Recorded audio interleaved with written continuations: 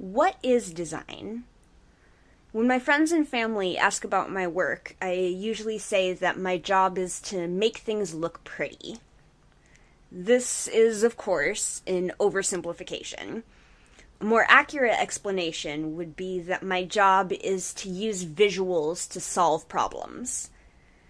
Sometimes the problem seems purely aesthetic on the surface. This thing is ugly, it needs to be pretty. My job is to look deeper into that. Why does it need to be pretty?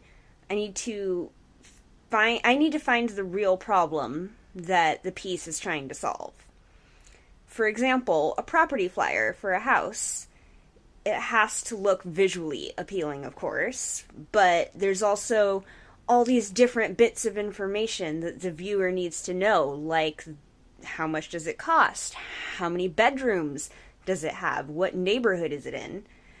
I have to decide what's the most important information and arrange things in a way that directs the viewer's eye to the most important stuff first. I have to think of the needs of the buyer, the seller, the realtor. I also have to think about all the legal requirements of what has to be on there. There's a lot of talk about people being primarily right-brained or left-brained. It's all nonsense, by the way. You can go look it up.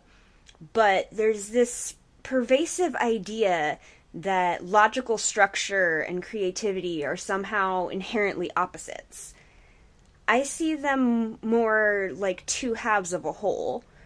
To me, design is a fusion between the world of logic, numbers, rules, and the world of creativity, spontaneity, and beauty. I've always thought the difference between design and art is that design is there to solve a problem. If you're not solving a problem, then you're just making art for art's sake, which is totally fine if that's what you're going for. I prefer the fun of solving the puzzle, finding a solution that works. Of course, it goes the other way, too. Pure logic without creativity runs the risk of boring the audience. If you've ever read a textbook, you know what I mean.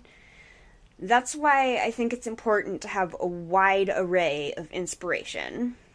If you only look for design inspiration by looking at other designers, you're limiting yourself. You have to go out, experience life, make friends with people who aren't designers. My sister, who is also my roommate, is an actor, so I get to go see a lot of plays and movies. I live in San Francisco, and if you've ever been to the city, you know that there's no shortage of culture here. All these things make me a better designer, not only because it gives me more sources for inspiration, but because it makes it easier to recognize the needs of others, so I can do a better job of solving those needs. Anyway, that's enough of me rambling for now. I've got a ton more thoughts on design, though, so if you liked this and you want to hear more podcasts like this, just let me know down in the comments below.